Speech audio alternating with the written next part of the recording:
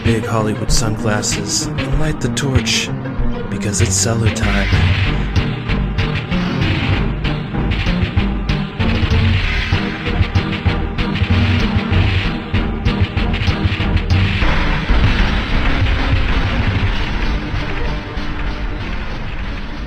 Welcome to the Crack Cellar, as the prophecy was once investigated by the Securities and Exchange Commission. I'm Two-Spirit Penguin Daniel. And I'm bought and paid for Broadcaster Nickels. And today, Broadcaster, I have had a revelation. Darkness has come over me in the form of Jared Leto's astonishing performance in Morbius. I heard of the meme, right? I don't know if you've heard of this meme, but it was called... The highest grossing movie of all time. They called it the Morbius Sweep. And I started seeing it on 4chan, like, right when the movie came out. And I thought it was totally, like, satirical, like, making fun of the movie. Like, that's what I thought when I saw it. I thought they were just, like, it was a joke. And that, like, the movie was really, it was, like, so bad that they were pretending like it was the greatest movie of all time. Because that's kind of what they do on that website. So I watched this movie, Morbius. And it's PG-13. So instantly I'm like, a vampire movie that's PG-13, probably not going to be good. But I watch it, and from beginning to end, I'm just like in a little bit of like a weird state, like sort of just like scratching my head, like, why do people hate this movie so much? Because I did go into it thinking it was going to be one of the worst movies I've ever seen, and that everyone hates it, and it sparked like a global meme of ridicule. That was my mental state going into this film. So I watch it. It starts out very grounded, like very kind of serious, and not at all cartoony or dorky or cringy, or, you know, sort of just like the way we're used to comic book movies now, with the way Marvel movies kind of are, and even to a certain point, some DC movies are just kind of corny and goofy and not very serious now. This one's very serious. The acting is really good. And I heard a lot of people say, like, Jared Leto had phoned in his performance. It's like one of the worst performances ever for Jared Leto, blah, blah, blah. This is probably one of this. No, I'm going to say this right now. This is Jared Leto's best performance since Requiem for a Dream. This is probably right below Requiem for a Dream. And like, he changes his voice, his tone. He shows empathy, like, very well. Like, he just sort of has, like, chops in this movie. And so I'm going through this movie just like, this is going to get, like, waiting for a train to come off the rails, right? Like, I'm like, okay, I know it comes off the rails eventually. So I'm just watching this movie, just waiting for it to just take a giant pile, you know, giant Amber Heard size shit on the bed. And, funny enough, it never happened. This was a good movie. You know how much I love Carnage and Venom. They're two of my favorite comic book characters. Not the favorites, but they're up there in my list. I think this movie's better than both the Venom movies. I think it's better. Now, this is the one that will really fucking rustle some jimmies. I think it's better than Spider-Man No Way Home. I straight up do. It was a decent movie, especially for the fact it was a PG-13 vampire movie. I thought that was going to be a death sentence for the movie, but they showed a surprising amount of violence and gore for it not being rated R. Like, they really skirted the line and got away with some stuff, and there's some really creepy looking vampire action in this movie. It was not like a Disney production at all. Like, Did Blade show up? No, but it had Blade vibes at time, man. Like, it really I think, did. well, I think they're trying to, because Blade's going to get introduced eventually. What's his name? Mashali. I'm sorry. He's a good actor. I just don't know how to say his Mashali something. Mm-hmm. He's the guy that he was in Luke Cage. He was the first season's villain. Guy played the piano. Remember that guy? I never watched it. Oh, well, anyways. He's playing Blade. And supposedly Wesley Snipes is supposed to be in the movie with him. So, I don't know. I haven't heard anything about it in a long time, but nonetheless. Yeah. Well, anyway, I just thought this was really weird. I get to the credits, and like the credits are really well done too. Like, it's like one of the coolest, like, you know, like all these big movies have like these really elaborate animated credit sequences now. This was one of the coolest ones. It was like kind of like Stranger Things. Like it was like neon 80s looking, like really sharp edges and lines and like kind of like neon pulsing lights and shit. I'm just like sitting there watching these credits like that was not a bad movie. Like it wasn't the best movie of all time, but like why did people hate this so much? And Jared Leto doesn't really sign on to bad movies. He's the type of guy that kind of like he just seems like the type of guy that wouldn't do something unless he thinks it's going to be great. Yeah. So he doesn't seem like a desperate actor is what I'm saying. No, not at all. And you can tell with like the earnestness in which he does his performance in this movie that he was behind it. Like this was not a cash grab. Like he really believed in the movie. The villain of the movie was extremely well done. Like a really amazing performance. Who's the villain? The villain, I'm basically, Morbius has like a rare blood disease and he meets his best friend in an orphanage when they're like 8, like fast forward, they grew up together. Morbius becomes this like super doctor who's been trying to cure their rare blood disease this whole time. And, the little kid grew up too, still has it, but he's super rich. So he's able to survive with it. And he's funding all of Morbius's research. And basically, eventually Morbius comes up with a cure, but the cure accidentally turns them into vampires. And so he tests it on himself first, and then he figures out what happens. He's like, oh, fuck, I need to fix this so the cure doesn't turn us into vampires. But his boy, his friend, he takes it anyway because he doesn't give a fuck. He just wants the blood disease gone, and he financed it. So he's like, this is mine. Fuck you. I'm going to take it. And then, like, he turns into this, like, he's like, I can walk now. I'm going to turn into, like, this Eisen level villain and just go like take the glasses off and slick the hair back and start biting bitches. And just like the story isn't super intricate and not like super complex or anything, but it's really well done. And like, I'm assuming it's from source material. It feels like a source material story. It doesn't feel like it was made up to go with any director's agenda or, whatever. It feels very, very much like it came straight out of a comic book, and there were enough little small twists and turns. Like it wasn't, like I said, man, like I'm not trying to say it's the greatest movie of all time, but it was a good, decent movie, and it's a lot better than most of the trash that's been coming out for comic book movies lately, where I'm just like, people really hated this one? And, I went online and I'm like, wait a second, what's going on here? I go online and I look at Metacritic. As soon as I go there, I'm like, okay, 22%. Critics, and looking like 70% with the audience. Okay. And I go to Rotten Tomatoes. Rotten Tomatoes has it like 12% with the critics, and then 75% with the audience, which is exactly what I'd put it, like a 7.5. That's really around where I'd put it. Like it's a good, decent movie. So I started to think, why did the critics hate this movie so much? And then I realized it. 4chan created that meme not because the movie was bad, because they were ridiculing the reviewers, like the mainstream critic reviewers. Like they're basically doing like a counteroffensive against them. They didn't believe it was the greatest movie. They didn't believe in the Morbius Sweep. They're just saying that because they saw how outrageously bad the critics were giving it reviews, and I think I know why. I don't think it was woke enough. I think that this movie had no woke shit in it. None at all. Like it was like not even like an offline, like almost all movies have now, where they just throw some random thing in to appease the wokesters.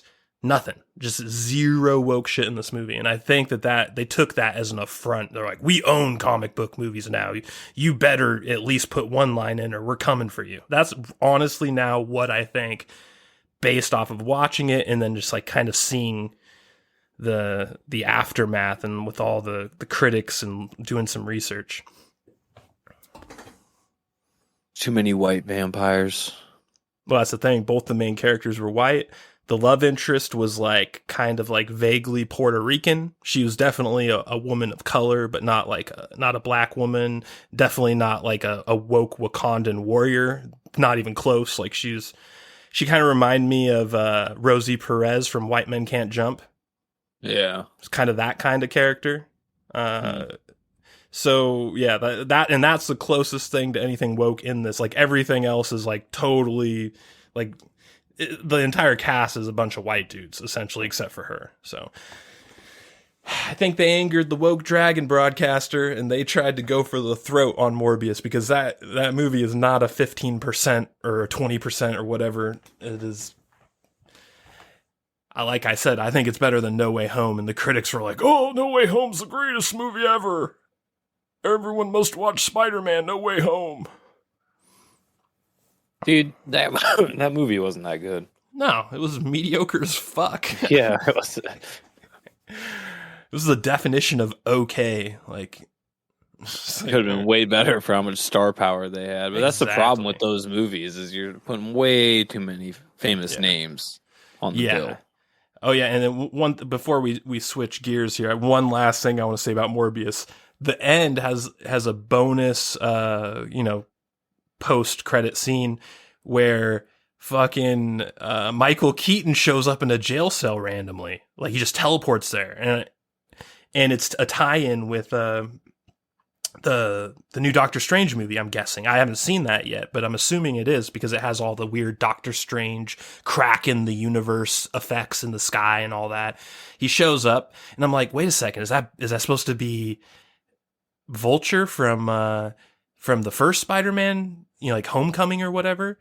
And sure enough, that is who it is. So fucking Michael Keaton is going to be in the next Morpheus as Vulture, and he was my favorite part of fucking Homecoming. What the significance of that is? Vulture coming in. Oh, I think what it means is that Morbius 2 is going to have fucking Vulture in it with Michael Keaton, which, I already thought the first Morbius was pretty damn good, and now I'm pretty psyched for the second one if and when it comes out. But yeah, I think the lesson here is, like, you cannot trust critics, period, anymore. Like, you just can't do it. You have to go with audience scores. I don't think I've ever looked up a critic score before watching something, or like cared to even know what a critic score was at all. Unless it was just told to me, unless I just randomly saw it. I really wouldn't care.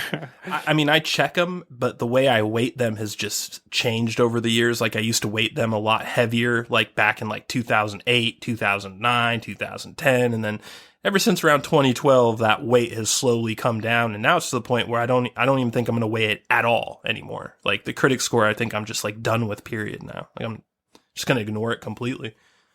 It's worthless. Like, money talks. Like, why care about critics?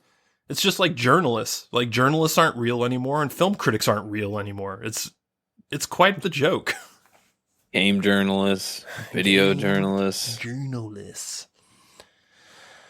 All right, broadcaster. Well, I heard that you purchased a new game on Steam that might be the greatest game of all time. Why don't you tell us about A Way Out, broadcaster? Well, it's about 5 years old. I don't know, something like that. And okay, not a new game. It's a co-op only experience. Co-op only. Interesting. So you won't even let you do a bot with the second character? It like literally will force you? I don't think so. You have to play weird. local or online co-op. Interesting. So you can play split screen with somebody if you want on your own monitor. Anyways, it's about two dudes going to jail because and the reason when they went to they went to jail is mutual in some respects. If the same guy got them there, type of thing. And they become friends, and then you have to escape jail together, essentially, by helping each other. That's like that's on all the advertisements. It's like what you buy the game for. That's what they pretty much bill it as being. Mm-hmm. It's only like a 3-hour game, right? I bought it for like, I think less than $5 on sale. And dude, you get out of the jail like super fast, and you just kind of start doing these random things that isn't escaping a jail. It's just really weird. Wait, so is this like so this is like a criminal simulator that starts in jail and Yeah, and you're two extends dudes. You go after into you jail. escape. You have to escape together. So you help each other distract people while somebody grabs something. You put items in certain places so you can you grab white sheets in the laundry room at some point. And you put them through this area. So you then make a rope to go down a shaft. All this crap, Wait. and eventually you get out. But it's like. It's not the end of the game. Like you go through a forest, you start spearing fish and creating fires and going to this random farmer's house and fucking putting an old truck together to go down the road with, and you have a police chase with. It's just, dude, this shit's crazy, and it's just a really boring ass story. This sounds like it might be a survival game, Broadcaster Nickels. It doesn't. It just confused me because I was like, I thought this was a puzzle game where you escape out of prison, and prison was only a half an hour's worth of the game, and now I'm outside doing gay ass shit.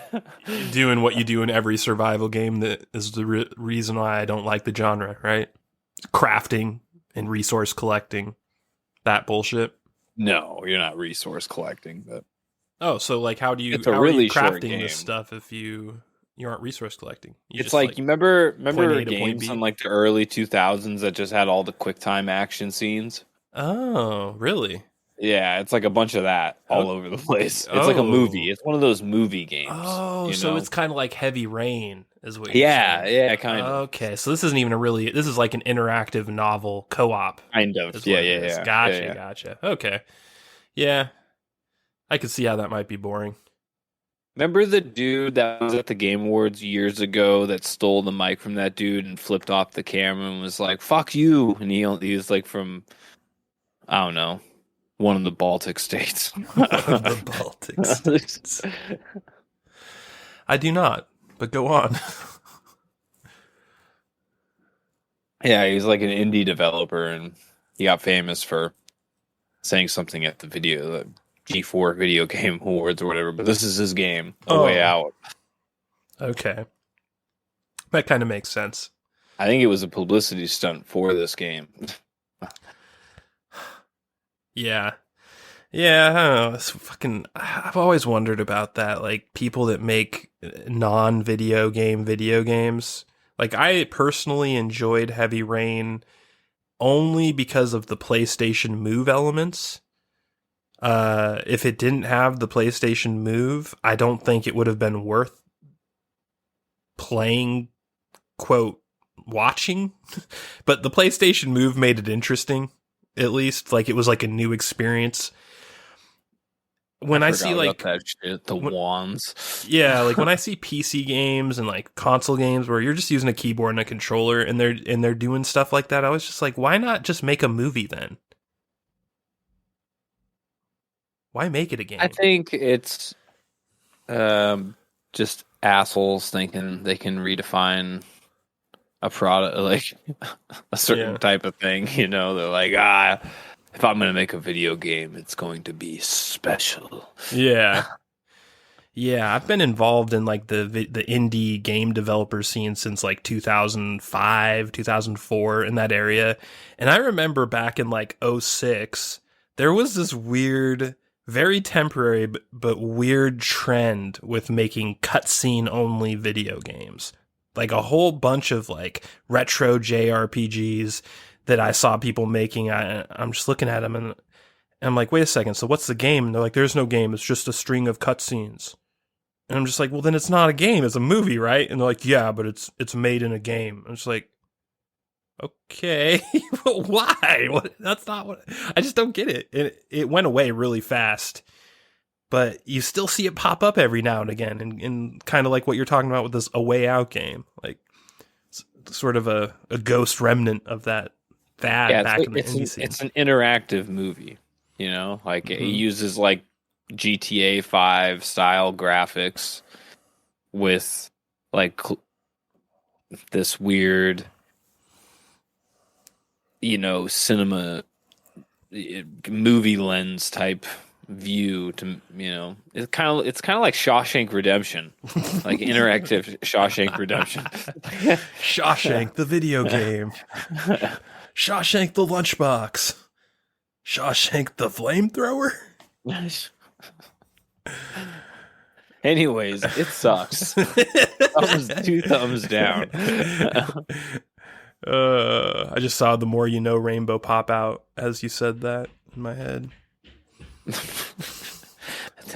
I think it's like $4 on Steam or something. Now you know why. Fucking. I would have refunded it the 30-minute mark right when I got out of jail. Like, all right, good game. Damn, Thanks it's for the 30. demo. It's $30 right now. I must have got it on sale. Oh my god! Yikes!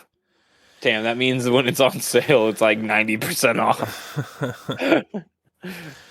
All right, broadcaster. Well, on that note, are you ready to get to our preview of Star Wars: The Bad Batch Season 2? I'd like the viewers to know that my Pepsi Nitro Draft Cola was extra smooth. The smaller bubbles and smoother taste definitely got me through that segment. Thank you, Pepsi Nitro.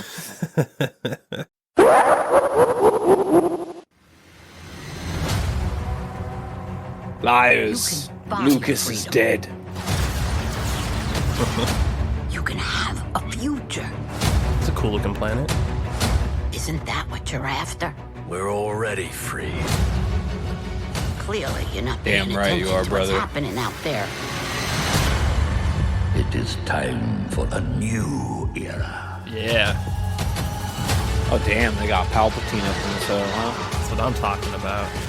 Oh, giant There crabs. are others out there who need Definitely our help. influenced by Elden Ring, no doubt.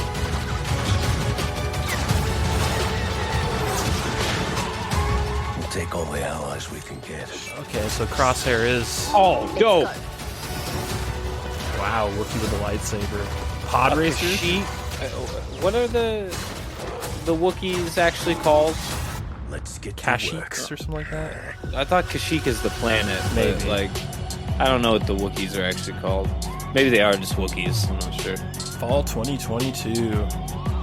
Okay, that looked cool. The graphics looked better. Did you? Yeah, the graphics they didn't look better. They looked more like Polished? pronounced. Yeah, they look like more. They look like the people that were doing the art got better at the tech they're using or something. Yeah, it's like that scene where they're running away from like creatures on that beach. Like that scene specifically, I was looking at. I'm like, wow, that looks way better than. The armor, all the rebel armor looks really good too. Or Yeah, not rebel armor. yeah. What am I saying? The trooper armor. Yeah, and I mean, I guess if you're taking this trailer at face value, Crosshair is one of the good guys again. They kind of implied that at the end of season 1, but they didn't really set it in stone. They kind of made it seem like maybe he'll be a good guy, maybe not. But I mean, that trailer makes me think he is.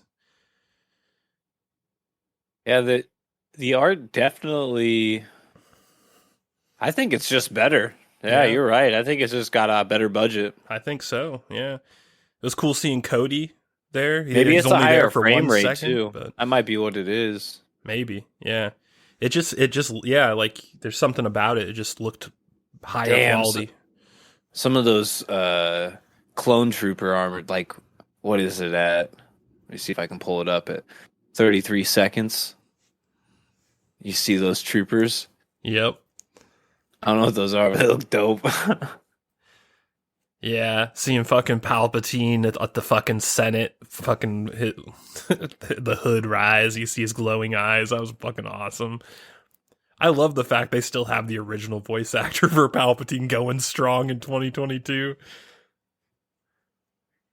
Dude, I'd be happy if I was him. Hell yeah. He, like, if you really think about it, like, Only has to do one role for the rest of his life. there's like 2 people that have survived Star Wars from very beginning to very end. First is Leia's dad, not her real dad, not Luke or not Anakin, but like her fake dad on Alderaan. Yeah. That Yeah. guy's been in like fucking from the beginning to end. He's been in Star Wars to this day. Like, and then Palpatine, like he in one form or another, he's been in Star Wars all the way to the end. And it's kind of awesome. Like those two really are holding it down as like the permanent caretakers of the franchise. It's kind of weird how he ended up with plot armor. Leia's dad. Yeah, Palpatine makes more sense. Like fucking Leia's dad, you're just like, man, you were like on all my. Palpatine doesn't really get plot armor. He's just like, and like when he died was the end of the universe, pretty much. So everything that's filmed before it usually has him pop up.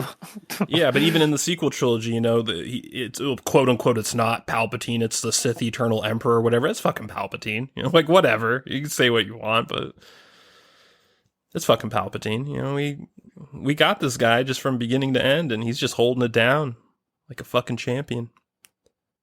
It is weird though. Like Leia's dad, like I'm pretty sure that guy started out as like a soap actor because I remember back in the day, like a soap actor. Back in the day, Mom used to watch soaps all the time, and I would every once in a while glance at the soap she was watching, and I swear to God, I remember that guy being on one of the soaps she watches. I think it was like either General Hospital or Times of Our Lives or one of those fucking shows. Like it was. I swear to God, he was in it, and ever since he's like, well, I'll just hold Star Wars on my back for 3 decades or 4 decades. How about that? Star Wars checks must be nice. Must be nice. So I got a Wookiee with a lightsaber though. That's a first for me. I haven't seen that. That is. I don't think I've ever seen a Wookiee with a lightsaber ever. Even in like the Old Republic games and like all the extended universe books I've read, I don't think I've ever heard or seen a Wookiee use a lightsaber ever. So interesting. Breaking ground with the Bad Batch. Do you think he's a Jedi? Or do you think he's just using it? No, it's Jedi, dude. You think it's a Jedi Wookiee? Yeah. Damn, that's legit. I hope that's true. I want to see a Jedi Wookiee. I want to believe. Don't tease me like that. Yeah. Fucking baloney. Yeah. Filoni. Oh. Man. Seems like Filoni's delivering some more prime Star Wars shit onto the plate. Yeah, I mean, I hope. I don't have faith overall in Disney. They seem to be like one of the worst agenda companies out there, and yeah, they just seemed like every time something becomes super good, they're just like, whoa, reel it back, you know, like Mandalorian season 3, you know, they're like after that, they're just like, well, you guys had too much fun. We're going to fire Gina Carano. We're going to do the Book of Boba instead of. And he's like, okay, sure. But then he turned the second half of the Book of Boba Fett into season 3 of the Mandalorian. Turns out the Book of Boba only went like about 5 episodes. And then they were like, Boba sucks. And we're going to do 3 episodes of Mandalorian season 4. Yeah. And bring back everything that people liked. That's how you know it was damage control. It's classic damage control. They had fucking Rosie O'Dawson playing Ahsoka. Ahsoka, and they got Luke Skywalker back, and they even had Mark Hamill playing his physical body, and then the Mandalorian with Baby Yoda. I mean, all of it. They had the Smith Master back, or the Forge Master. They had the Juggernaut with the fucking chain. They literally had like everything everyone loved about the series all in 3 episodes. They're like, hey guys, don't hate us, please. Yeah. Yeah. It seems like Filoni and Favreau sort of just are grandfathered in to being able to make good stuff and not be like woke checked. Because even, like, you can say what you want about Book of Boba Fett, and a lot of people don't like it, and I can kind of understand why, especially the beginning of it is questionable, but one thing you can't say about anything Filoni and Favreau have done is none of it is SJW. None of it is woke. Like, it is what it is, it's art, and they're not compromising, and for some reason, they're allowed to not compromise. Because they make money. They're the money-making division of Disney. Yeah, dude, they are. Oh shit. So what do you think's going to be better? Season 2 of Bad Batch or Obi-Wan Kenobi?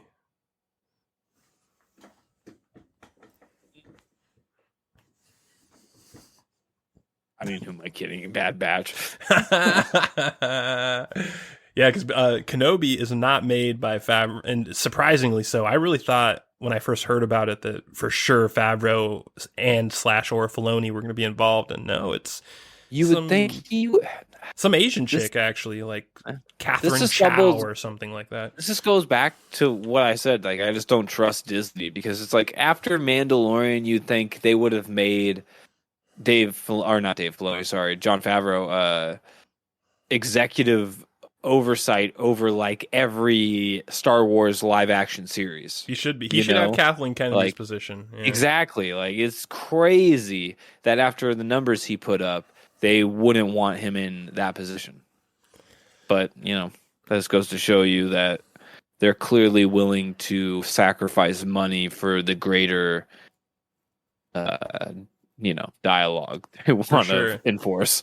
Yeah, like if I mean, honestly, if you think about it, if they really cared about the bottom line, they would have already brought George Lucas back and given him a show or a movie or something. Like they wouldn't necessarily give him like control of everything and be like, okay, we bought it and we're still owning it, but you get to do everything like you used to. I'm not saying they could or should do that. What I'm saying is like, they should have at least been like, all right, George Lucas, we want you to come and do this one show or this one movie or this one set of shows or whatever. Like, and they are so adverse to that. They like literally Jon Favreau has to meet George Lucas in like a shady alleyway where fucking Batman's parents died so that they can talk without fucking Mickey Mouse coming to send them cease and desist letters. Like, they do not want George Lucas around. And he'd make them money. Like, just the name alone being attached to it would fucking, you'd get so many more eyeballs. People like, oh shit, George Lucas is back? Like, just that one splash in the beginning alone would make them a shitload of money. But they do not want to do that, do they? Well, it also like puts a lot of responsibility on them after the fact, because after you get a heavy hitter like that in and they do great and then they leave, then you got to follow up and then you start ruining everything slowly and you get even more ire from the fan base.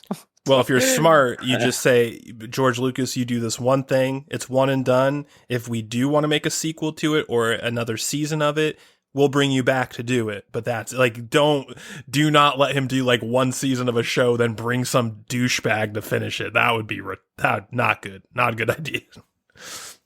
I think good movie IPs like should just be treated like their own companies. Yeah. It's really sad that like mega corporations can buy up like Matrix and stuff like that, where it's just like, God, why do you let these IPs just get absorbed up and then mass produced and just destroyed?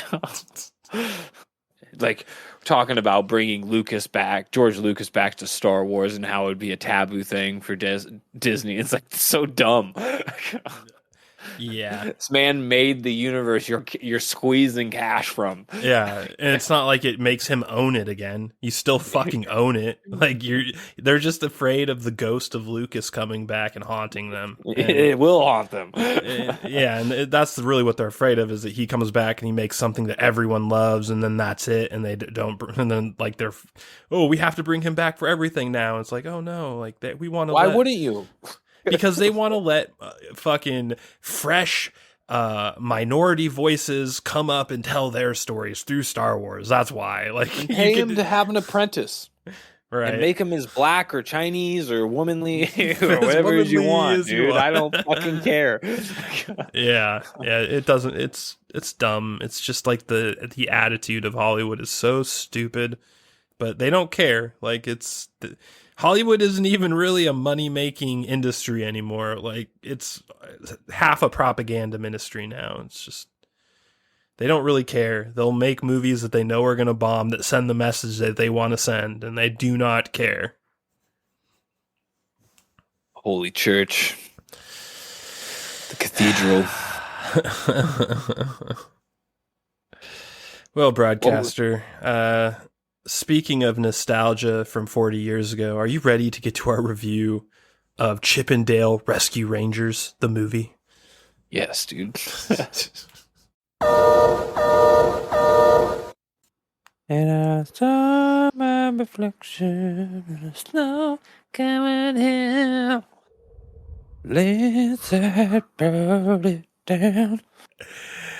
And we're back with our review of Chippendale Rescue Rangers, the movie. And broadcaster, the creator of this movie, describes it as the following. 30 years after their popular television show ended, Chipmunks Chip and Dale live very different lives. When a cast member from the original series mysteriously disappears, the pair must reunite to save their friends.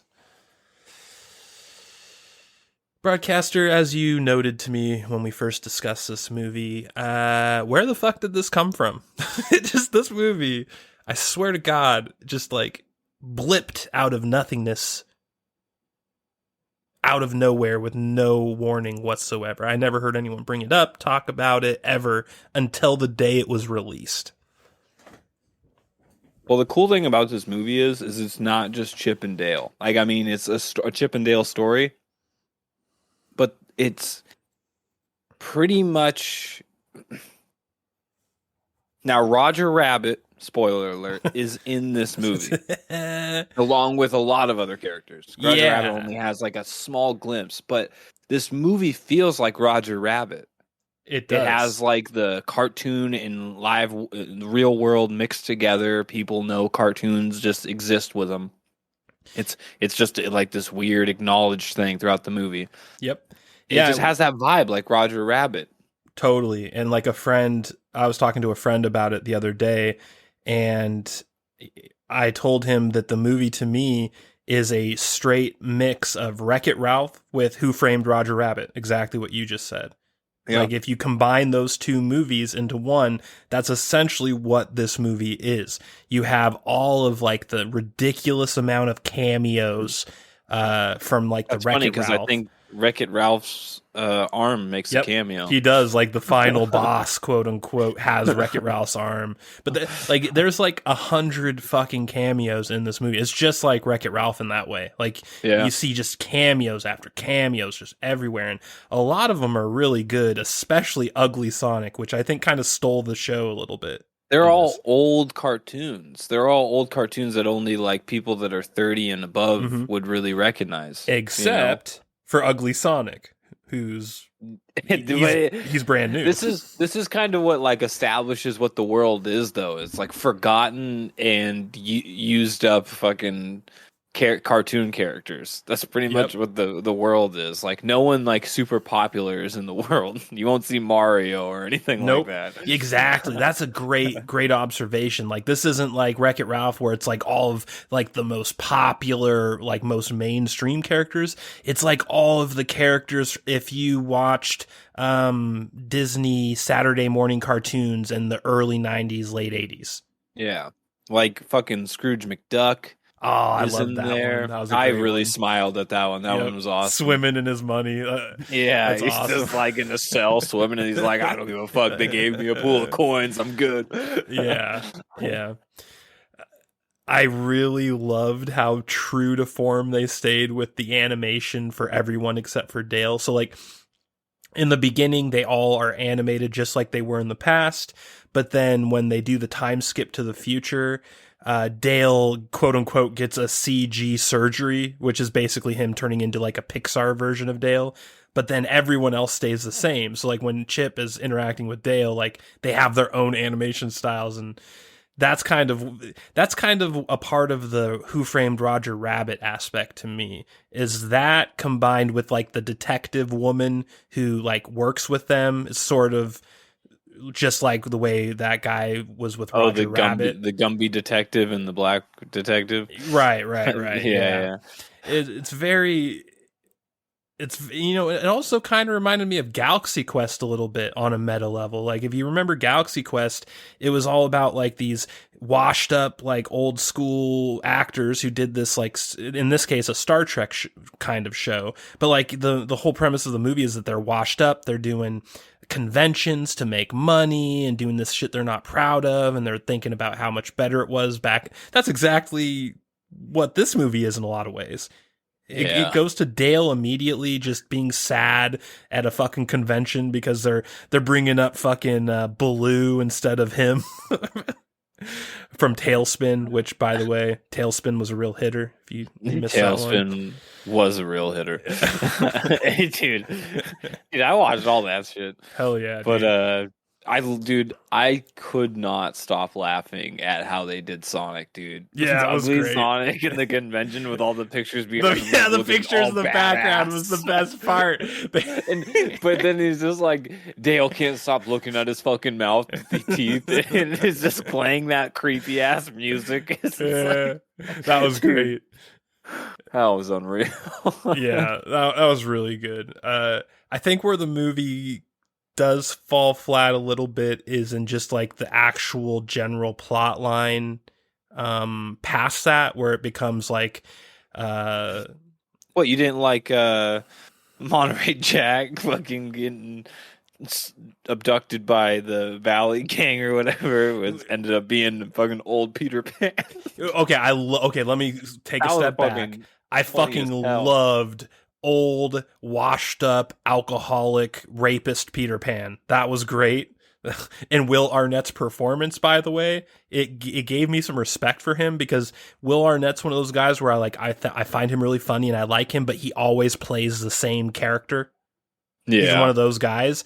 This, I feel like he changed it up for this Peter Pan performance. Like it was Will Arnett, but there was a little something different on it. You know what I mean? On the performance. It was really good. But honestly, yeah, the Monterey Jack, by the way, I love that they kept the same animation for when he smelled cheese, where his eyes start spinning and he starts floating like a goat. Like, that brought back the member berries hard, seeing that type of shit. I loved that. Yeah, as soon as I saw that, it did bring me back. It kind of started making me think about the two original movies and shit like that. I was really kind of disappointed we didn't get any Rescuer Down Under characters, right? Like, maybe the I sequel. really wanted to see the lady with the alligators, because that has such a huge impression on my brain, dude. I always, to this day, I still think sometimes about that chick using the alligators as skis going out of the swamp. I was like, that's so dope. It's one of those images that sticks with you. Yeah, you can't really get that out. Using alligators as water skis is one of the most boss moves you can do. It has that fucking witch hut in the middle of the bayou, dude. Yeah. This is fucking... Yeah. Yeah, but like the general storyline was very generic and kind of just like... By the way, fucking... I'll say this is one of my biggest criticisms of this movie. The Seth Rogen animated Viking was stupid, and I wish they would have cut that character. Yeah, I think what's his name? I forget his name now. I don't remember his name, but he was clearly just He's a fucking there. Loser. I hate him. He was just there so Seth Rogen could be animated. Like, you can just see that, like, That's Seth his name, Rogen. Seth Rogen. Yeah, I don't like Seth Rogen. Yeah, no. Oh, I thought you meant the name of the character itself. Yeah, no, Seth. You can tell that character was only put in because Seth Rogen was jealous of the guy from Force Unleashed and from what's the other game he's in? God damn it, I can't remember it now. But it's like a zombie apocalypse game. Anyway. Let's just go with the original reference. The guy from Force Unleashed, his face was animated onto the character, so like it was him starring as the character in the game. Yeah. You can tell that Seth Rogen was jealous of that type of thing, and he wanted that to be done, and he just flexed his Hollywood muscle on this movie. He's like, "Hey, I'll do this if you make my character like animated with my face on it, so it's really me." Well, I think they were making fun of the Polar Express thing. I think that's where the coal, like his face being used, was coming maybe, but like there was no Viking in Polar Express. No. They were talking like the art style. Right, I get that part. Okay, is the Polar Express? I don't think the Viking had too much connection, but I don't even know what he's from. Like, is he supposed to be from something? Like, I don't. It just seemed like it was just an excuse to get Seth Rogen animated. I swear to God, that's what it felt like. I have no idea. It's so fucking dumb. I never watched Polar Express, so he might actually be from that. I'm not sure. I don't think I did. I think see it. I don't think there was a Viking ghost in it. So I'm gonna go ahead and say no. But correct us in the comments if we're smoking too much crack, right, broadcaster? Dude, what I want to know is that Fly Ziggy or Zippy? Or whatever. Oh, the fly. Yeah, with the Allstate guy as the voice. Was he always the also? Was that no? He never talked in the show. He didn't have a voice. He like squeaked. He did not have a voice in the show. So like dude, when he started talking, what's her name, dude? He's like, talking. You ever seen Blacks.com, motherfucker? You should check it today. Yeah, that was pretty fucking hilarious. When I heard him start talking as the Allstate guy, I cracked up really hard. And that's one of the things I'll say really positive for this movie. If you get the references, if you grew up with Chippendale Rescue Rangers, you will laugh very hard a couple of times in this movie. Like, dude, to the point where it's totally like, even if like the movie itself isn't like riveting, like fucking Game of Thrones or whatever, like you don't need that. Like you will get some really good laughs, and that's what you want from this movie, right? This is a nostalgia bait for millennials that are transitioning into boomer age is what this is.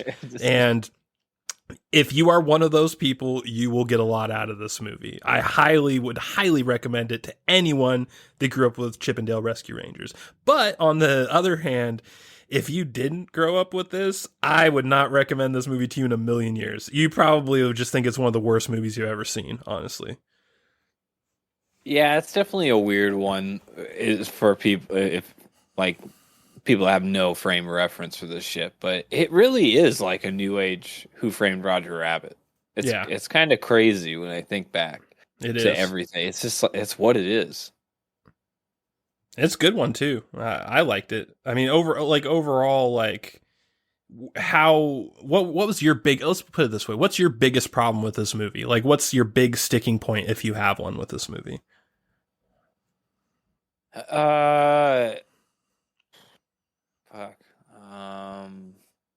Seth Rogen. Yeah, me too. Yeah, great. So we're on the same page there. Yeah, that's probably about it, to be honest. I mean, if I really was like trying to critique it, I'd really just want a new Rescue Rangers.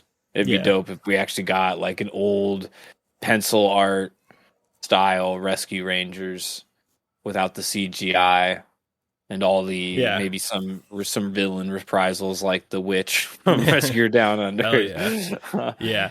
Well, it's funny too because the end of this movie is that happening, right? In the movie, not in real life, obviously, but maybe it's like a message to us saying this is going to happen in real life. Maybe because that's how it ends. It's them getting a reboot, and then like that's another thing. This isn't even something that you really need to understand Chippendale Rescue Rangers too much to enjoy, but it helps if you do. The crazy extended laugh as it goes into cut that they do a couple times in this movie. And then like in the first one they show, like it shows their eyes get crazier and crazier as they're trying to maintain laughing until the director yells cut. That shit was fucking awesome. I enjoyed that a lot too.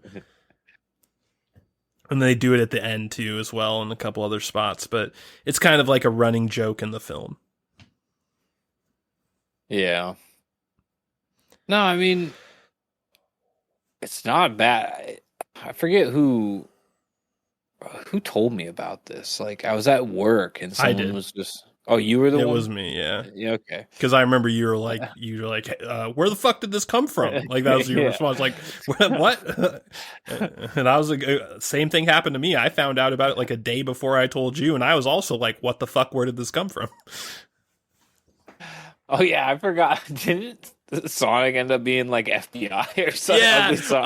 Well, there's another great part of the movie. Like, like halfway through, that Chip and Dale go to Ugly Sonic at another convention. They're like, "Hey, dude, you have FBI contacts, right? Like, we need them. Like, we know like some bad shit's happening. We need their help." And he's like, "Yeah, I do, but I can't really bother them right now." And like, they kind of do this routine where they like, like where people lie about knowing someone and then they get called on it and they like make excuses why they can't introduce them or bring them. You know what I mean? Like that whole thing. Yeah. And they basically imply Sonic's lying about it, and they like really paint Ugly Sonic as an even bigger loser, right? Like they're just like, not only is he Ugly Sonic, but he like lies about getting TV shows and knowing FBI people. And like they really paint him as just like the biggest loser in the world. Then at the very end, he comes in with the FBI, like, "I told you, motherfuckers, don't doubt Ugly Sonic." I really hope, dude. I think after this movie, Ugly Sonic really deserves a comeback, dude. Yeah, like, dude. He needs to be in the next Sonic movie. Sonic no 3, doubt. The Return of Ugly dude. Sonic. He'll be. Yeah, exactly, dude. Hell yes. Ugly Sonic's revenge. I agree, man. I actually like Ugly Sonic now. He's a cool guy in my book. Dude, the mouth and teeth movement thing. That was too good. Funny, dude. It was really good. Yeah. But I think one of the biggest takeaways that I liked about this movie was them making fun of CGI. Yes. I think they were like the fact that Dale got surgery to get CGI, and everyone was like, "Oh, it looks great, Dale." Like, it was exactly what you said to dude, Joan like Rivers after she got plastic surgery. Yeah, it's like, damn, dude, it's like everyone, they're like establishing that everyone knows it's not as good as the old shit, and like it's funny to me how we can joke about it, but we'll still do it. I'm just like, damn. But it gives me hope because they only did it to Dale, and the rest of the movie, most of them were old school. So, yep. Yeah.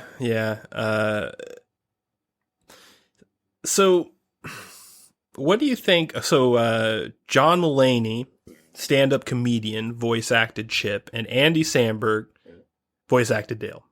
What did you think about those two? Did you like them both? I didn't mind them. I kind of miss the old Chippendale actors, but I know they're dead, so it doesn't really matter. Yeah, that ship unfortunately has sailed into Valheim or Valhalla or whatever place. Vikings Plus, it'd be they kind of were like, I think they were trying to get away from Alvin and the Chipmunks type thing.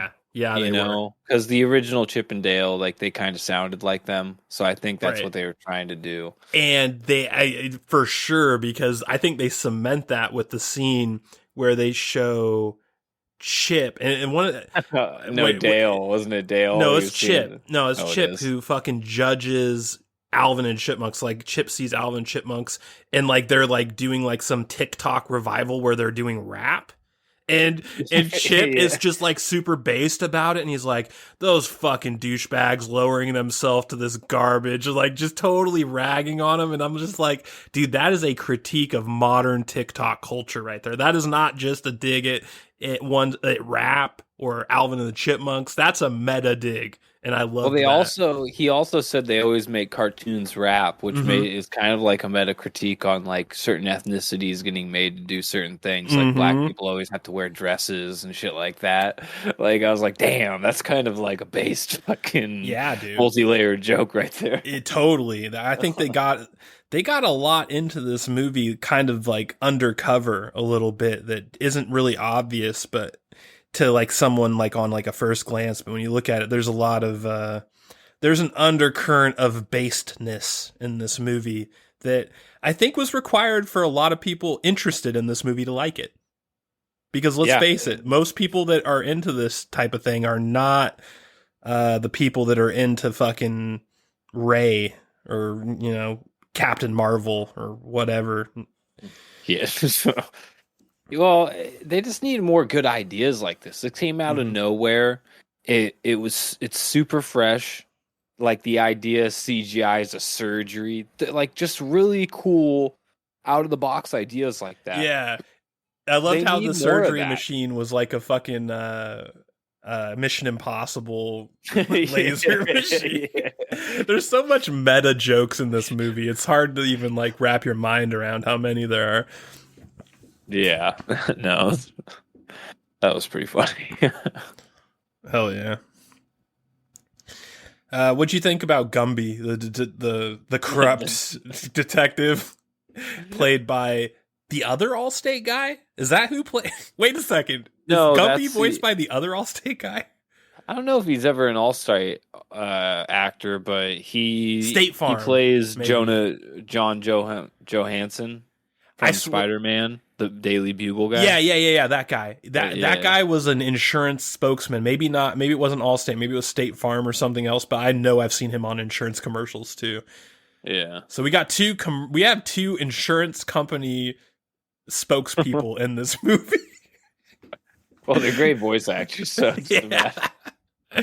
Yeah. No, I'm not complaining. Not at all. Dude, they were making I keep on forgetting, but I just remembered they were making fun of 3D too. Mm-hmm. There's so many things that are meta that they made fun of, like that 3D journalist comes up and she's just blurry. And then someone calls one of them and they're like watching 3D World News and it's all fucking blurry. Yeah. Yeah, dude, I know this movie is like, now that I'm like really talking to you about it and bringing stuff, like this movie is just chock full of just shit that you don't even think about until after you've watched it in retrospect. Remember like the Uncanny Valley? Yeah, that was crazy. Like it was like a total dig on Final Fantasy, the spirits within. They even made fun of the arrows, and they're like, "Yeah, I remember in the early 2000s when they were trying." Yeah, it was. There's so many great parts of this movie. This is a movie that's like the core thing that most of the time is what I judge the highest, like the actual plot line beginning to end, like. Doesn't matter as much as every other little piece surrounding it just makes it so good that you don't really care that much about the fact that like the plot / story is really just an excuse to get Alvin and Alvin and Simon, Chip and Dale back together doing, the Rescue Ranger thing. It's hopefully a good sign that Disney's going in the right direction. They canceled fucking Brie Larson's hot ass out of Captain Marvel, which is acceptable. Yeah. But maybe hire her back as a Disney adult model. Maybe we can open that industry up. Yeah. Oh man, it's so funny too, because like if you compare, like what would you compare this contemporary wise? Like it would have to be the new Space Jam, right? There's nothing else like this movie that's come out recently other than maybe Space Jam 2, which was a giant flaming piece of woke garbage that everyone hated, including the woke people. Even they hated it. They're like, you guys went too far on this one, buddy. Like, no one likes that fucking movie. And then you have this one where it's like... Sonic and Sonic 2 just happened. But those aren't really the same. Like, I'm talking... Well, I mean, okay, maybe they are the same. I don't know. I mean, it's cartoons and real world, real people. Yeah. You're right. I don't know why my brain doesn't consider the Sonic movies the same, but for some reason, my brain kind of puts that in a different category. I think this one, just because Chippendale actually has like the Who Framed Roger Rabbit effect, where it's like actually the whole world is in on this kind of cartoon world type thing. It's not just one character; it's like half the world. Yeah, exactly. Yeah, I think that is what it is. But anyway, I just find it hilarious that fucking King James of China got his ass handed to him by Chippendale. I'll just leave it with that. King James of China. China. Lebronius. Lebronius, please step to the line.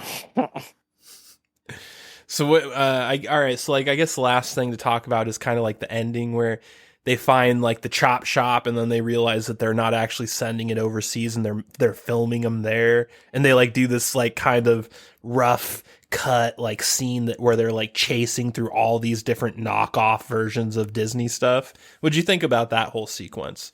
That's also I thought it was funny. Wreck-It Wasn't Ralph arm comes out. Wasn't Monterey Jack fused with Dumbo? Who Yep, was that? Yep. Dumbo ears. Yeah, Yeah. that was good. Dude, no, that shit's funny. Like, I loved how it just was like Monterey Jack was, or not Monterey Jack. Sorry, shit. Who's Peter Pan again? Will Arnett. But didn't he have a gang name? I forget. Was it just Peter Pan? Anyways, when Peter Pan was just like, I'm gonna get my reboot. yeah. That was really good. I was like, is that what all this is about? It's getting a fucking reboot. Yeah, and that actually reminds me, another like low key meta element of this movie was Dale's agent, who's played by the guy from Archer, who plays like the kind of like the scrawny, douchey guy in Archer that Archer makes fun of all the time. Yeah. I forget his Farrell, is that his name? Or Merle or something like that? I don't know. Merrill. Something like that. Anyway, him as that Dale's agent was so good. Like, and that final part where he's like, "Hey, you got to get your priorities straight, man." Like on the phone, like he plays a great agent. Like I totally bought him as a sleazy douchebag Hollywood agent. He's really good in anything he's in. Remember when he played the weird AM FM radio guy on Super Bad, or what was that? Not Super Bad. Hot Rod. yeah. Dude, Hot Rod. And that's an Andy Samberg movie, who's Dale. Yeah. So go watch Hot Rod. That's an underrated comedy movie. I haven't thought about that in a while, but that's a great comedy movie. Oh, dude, yeah. Classic. Yeah. It is. Yeah, he's also the dad in Rick and Morty. I always forget that too. But he's in a lot of shit. Yeah, he is. Yeah. Jerry.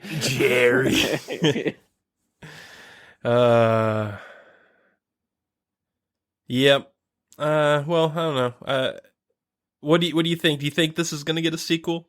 Because like we talked about, this is a great movie. It's very based, and that makes me think it won't get a sequel because it's Disney.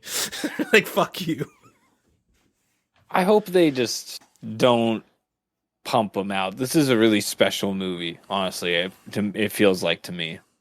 Like, you know, they don't need to just keep on trying this style over and over. Now, if we get a real Chippendale animation out of this, that would be awesome. I wouldn't mind that. But as far as like trying to do the Who Framed Roger Rabbit thing over and over again, I don't know. Yeah. Let's just keep that on the back burner for a little bit until some more cartoons get super old and you can, you know, keep the energy going. Yeah, it's kind of how I felt about like when I heard they're making Ready Player 2. I was like, yeah, not enough time yet. Don't do that. You're just going to ruin the first one. Yeah. Yeah, you know, I would really not mind a rebooted Chippendale cartoon that was made for the people that like Chippendale that are old. Like, don't try and make it like made for the kids of today. Make it for people like me who grew up with it, which basically would mean keep the same sense of humor you did in this movie and maybe make more like Rick and Morty style storylines. More like not in the sense of like Rick and Morty specifically, but like the tone of the comedy. You know what I mean? Well, yeah, you're onto something. I think that Disney should learn from exactly that.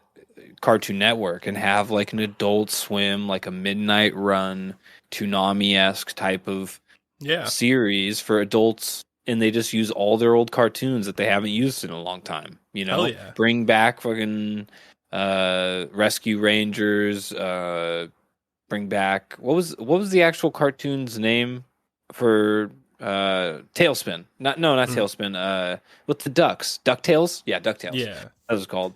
Bring back all that stuff. Yeah. But like, you know, they have a little bit of an adult edge to them. Hell yeah. And we kind of forgot to talk about it, but Darkwing Duck is in this movie too. You bring Darkwing Duck back. That was kind of adultish even. Wait a minute, Darkwing Duck was in it? Dude. He's in it, man. It's only one scene, but he's in it. Damn. You know, it's funny too, is it reminded me of the fact that, you know how they, in the beginning of the movie, they're saying Dale is leaving for like some like Duck 07 or some shit like that. Like the name of the show is like something. Dale 07. Dale 07 or Double O Dale is what it was. That's what it was. Double O Dale. Yeah, that's actually a real story. Did you know that? No, what? Yeah, dude. And this ties into Darkwing Duck. Originally, Darkwing Duck was going to be Dale 07, but they found out that they couldn't do it because of the copyright with Ian Fleming and James Bond. So they renamed it to Darkwing Duck. Damn. Yeah, that's like a real story. Like I totally forgot about it till I saw Darkwing Duck show up in the movie. I'm like, oh wait, that was the thing that they said Dale was going to. Whoa, damn, dude. See, has so much good energy. This movie's it's well layered. It is. It's like an Outback Steakhouse blooming onion, dude. It is. Like you peel like the seventh layer back and you see Randy Marsh from South Park. Yeah, what the hell is that, dude? and Randy, South Park character showing up in a Disney movie. Yeah, also Butthead, right, from Beavis and Butthead showed up for a second. Like, that's crazy. Like, some of these cameos were fucking awesome, and they weren't even Disney. It's like they went out and they're like, we want to pay you so we can put this in our movie. Like, that's where you like, because you think about like Beavis and Butthead and Randy Marsh. For someone my age that grew up with Rescue Rangers, we also grew up with South Park and Beavis and Butthead. So it's just like, I don't know, man. You can just there's a little extra salt in the recipe with this movie. Like they threw a little extra in. I wish I would have known about this movie ahead. I would have saw it in theaters, but it just like came out of nowhere. Yeah, it did. Yeah, I know. Like, I discovered it the day it came out. Like, literally, I'm just like, what the fuck? Where did this come from? And on that note, Broadcaster Nickels, as you know, here in the Crack Cellar, we have a patented, official Ghostbusters rating system in which we rate... an NPR voice for now? in which we rate all of our movies, Broadcaster. Within that system, what do you rate Chippendale Rescue Rangers?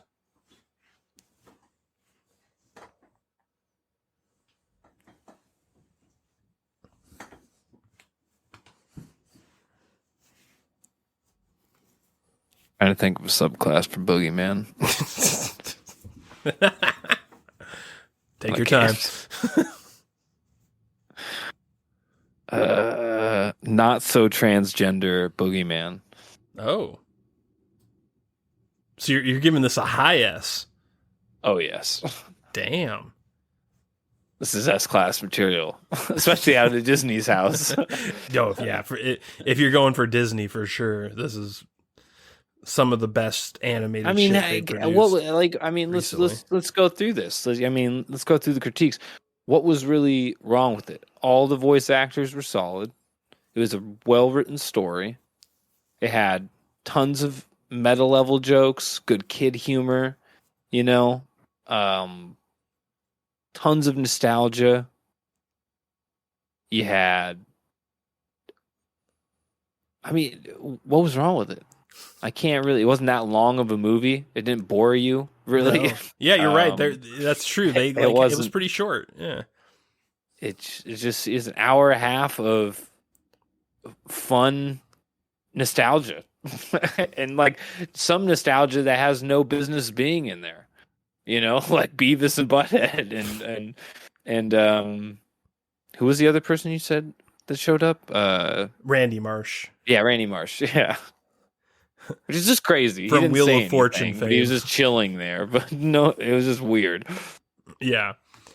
Yeah, the Paul Rudd thing was a little weird too. I think that's probably the weirdest part of the movie is Paul Rudd shows it back. up. I am forgetting one thing. Seth Rogen was in it. Yeah. That is the only mark on this movie. He not only was he in it, he just stunk up the joint. You know what I mean? Like every time he showed up, it like tainted the movie a little bit. Because his face was actually Yeah, they should not have let that happen. They you know, if you can't voice act a character that isn't VR'd like you, then we will get someone else, is what should have been said. Because I don't even think the voice of Seth Rogen would have been that bad. It's the face that just, like, you're like, ugh. Yeah. I think it's as good as it gets for Disney right now in this era of absolute slop, mediocre trash you get from woke companies. So, I mean, this is the same company that gave us Last Jedi and what was the other one? What was the other one? I forget, but you know what I'm saying. I'm compartmentalizing here. Give me a break. Gave us Book of Boba. Book of Boba? I didn't think Book of Boba Episode was 1 that through bad. 5. Episode 1 through 4, I should say. Yeah, I was gonna say. I think it's 1 through 4. I think 5 and 6. And it was. I don't even remember how many episodes it was, but yeah, I was clearly like a bone or two thrown from the Filoni house and or the Favreau house. Yeah, definitely. I don't count that. So, you know, we've talked a lot, but you haven't actually given an official rank yet. You decide on. It's a boogeyman. Yeah, but you're gonna give it like a special boogeyman. You didn't. I said not so transgender boogeyman. Okay. I thought you were thinking about it and you weren't gonna give it. No, I thought you were still thinking. The not so transgender. Okay, so definitely not Call Me Kate boogeyman. Yes. Got it. Okay. I don't know who that is, but yes. All right. Well, I'm going to give this a Machu Picchu Golden God Stay Puft Marshmallow Man. Kobekli Tapley. Yes. Stay Puft. The monoliths of Kobekli Tapley are aflame.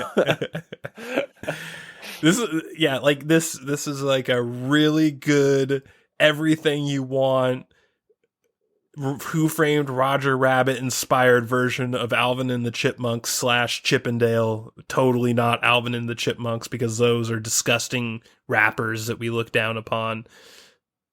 It's Dude, they really did fucking have some strong energy just punking on the Chipmunks in that trailer. It's just like fucking loser TikTok rappers, dude. It's like, damn. There was so much of that in this movie, and it's what made it special. Is like all those little parts where they do shit like the digs on Alvin and Chipmunks rapping, and it just creates like this just super awesome, like there's a lot of nostalgia bait out there. There's a lot of member berries stuff, but this is like one of those few times where I feel like it wasn't a bait and switch. Like you literally got what you wanted to get from this movie. And for that, like, just on a baseline level, you couldn't go lower than a Gozer. Like, just from that perspective by itself. But then when you pepper in, like, all of the intangibles, like we talked about Monterey Jack, like the way his eyes, they did that original animation when he smells the cheese. Like, so like OG, these little, dude. like, sprinkles that are just like, oh, wow. Like you didn't redo it. You didn't say, oh, we can do it better. You just did it. And it's just like, yes, like there's so many little parts of that. And then you throw Ugly Sonic in, who totally redeems himself. Like, because there's a place in the hills, in the mountains of Valhalla. like honestly, one of the most impressive things this movie does is it takes Ugly Sonic as like this joke that was literally like pitchforked out of existence by fan base. It's like, you know, like Frankenstein's monster marching up the hill with pitchforks saying "Kill Ugly Sonic," to like a very like a character that you root for now. Like, Yeah, it's a really good use of reuse of assets. Yes, that is like literally the greatest example of reuse of assets of all time.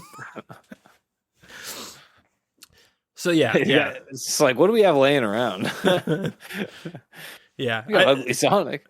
yeah. This is a very, very strong Stay Puffed. It's the best Stay.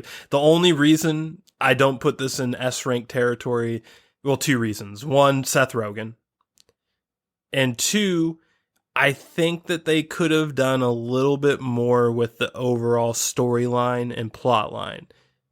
But it wasn't bad. It just, like, I feel like they could have done a little bit more. And with that, we will close out. I think when they decipher the pillars at Göbekli Tepe, it's gonna read Obama did it.